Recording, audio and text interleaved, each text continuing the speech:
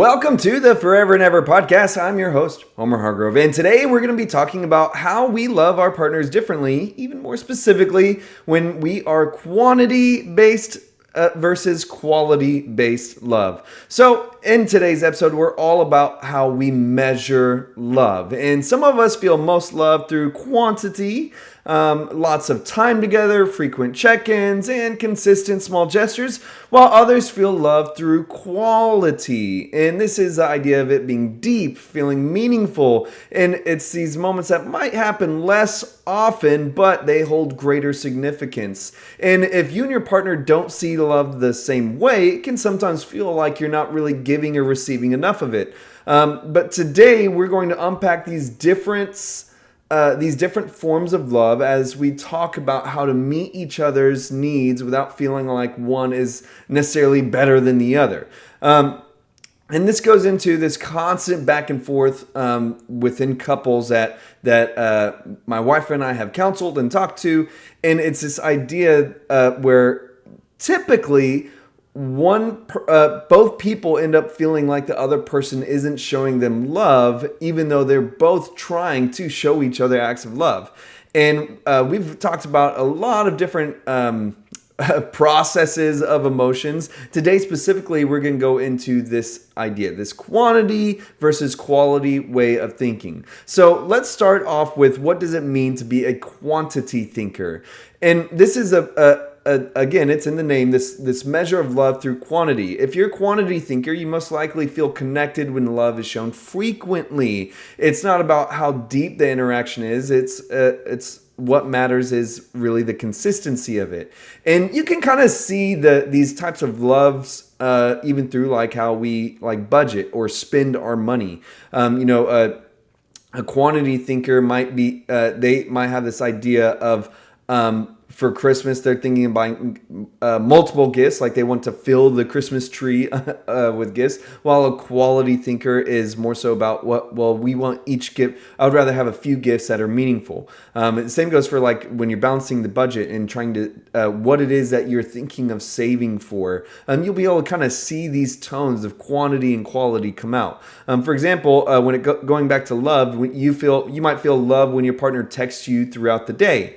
You appreciate small but frequent gestures, like even a quick hug, a kiss on the cheek, and I love you, checking in, just say hi. And if a week goes by without that kind of interaction, you start to feel disconnected with your partner. And quantity thinkers, they need this regular assurance, this regular reassurance, and they see this love as something that's best expressed consistently over time.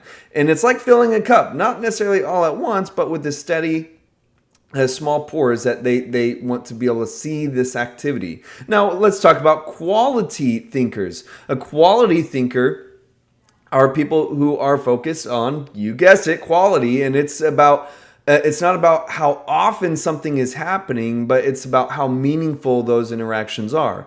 For example, you don't need 100 I love yous. You need that one gesture that feels deep and genuine. You prefer a long, uninterrupted conversation or well-planned date. Or a well-planned date means more to you than just these frequent small times together. This idea of like, I would rather have a really meaningful anniversary compared to a bunch of like dates where we're just going to McDonald's. It's like these are kind of what we're choosing in between, and you don't necessarily mind waiting longer for connection as long as it feels intentional and special. And for quality thinkers, love isn't measured in numbers; it's measured in depth. And they don't need to feel love. They don't need love to be constant. They need that love to be meaningful. So when we have two different partners that have two different ways of thinking, and they collide together, what happens is a quantity thinker and who say love sending texts throughout the day, but their quality thinker maybe rarely texts back. It's not because they don't care, but it's because they'd rather have one meaningful conversation in the evening rather than all these little texts throughout the day. Or maybe a quality thinker has this moment where they plan a huge anniversary date, like I said earlier, thinking it will make their partner feel deeply loved, but partner feels almost disconnected because they feel like they didn't get much interaction leading up to that day. It's like these constant missed connections, and it's not about one person loves more. It's that they are loving each other differently. They're thinking differently, and so bridging this gap between these two types of thinkers, it's like kind of about finding balance. And if you're, say, like a quantity thinker and your partner is quality focused, instead of expecting those constant check-ins, focus on creating more meaningful moments when you're together. Understand that that just because your partner doesn't express love as often like you do, it doesn't mean that love is less. It just means that they express it differently. And vice versa, for the quality thinker to the quantity, you should try to make an effort to show smaller, more frequent gestures of love. Even if it's not your natural style, that's how they think. And it doesn't have to be deep every time. Sometimes a simple thinking of you text can make this huge difference. And what we're talking about is both people trying to love the other person in their language. And so when you have both people doing that, they're both actually, it's not about like, oh, I have to do this for them, but they're also doing it for you. And you have this two-way street where both people are trying to meet each other's needs. And just like I just remember this incident of like quality thinkers. Quality thinkers, it's funny because they're often people that will typically like not text back because it might be a person that you texted and you said something nice, meaningful, and you don't get a text back. You're like, what the hell? And it's usually because that quality thinker wants to say something deeper and more meaningful, but they feel like they're not ready for it yet, and so they think I'll think of something more deep to say later because I don't want to just text something back that's too simple. And so it's like you see how these tones we can see in other interactions of our lives. To where it could feel frustrating when we think that they're blowing us off, but at the heart of it, it's because they want to give something more meaningful and they don't feel like they have the capacity for it yet.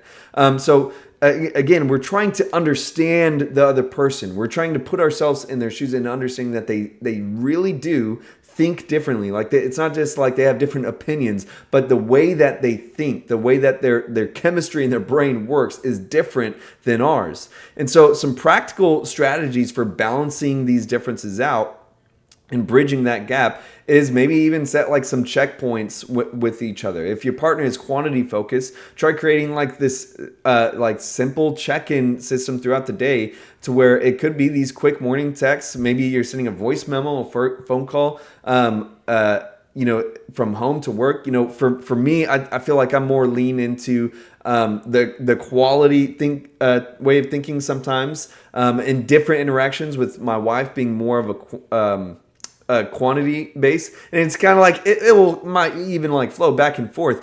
But for me, it's like I know that she likes to receive texts, or I know that she likes to for me to call her throughout the day. And so it's like these moments where, even though I wouldn't naturally do that, not because I don't love her, because I'm thinking like, well, when I get home, I'll be home. I'll be all there. But I know that she still wants to have these interactions through the day. So it doesn't take much for me to extend myself like that. Y'all dig what I'm trying to say? And the same goes for like if your partner is quality focused, try carving out that dedicated one-on-one time, free from distractions, where you're not, when y'all do have time together, you're not checking your phone, you're not texting people back, but you're allowing it to be that real quality-driven experience. Here's another idea: is learn to speak each other's love languages. If you're a quantity thinker, be intentional about giving fewer but more meaningful gestures of love.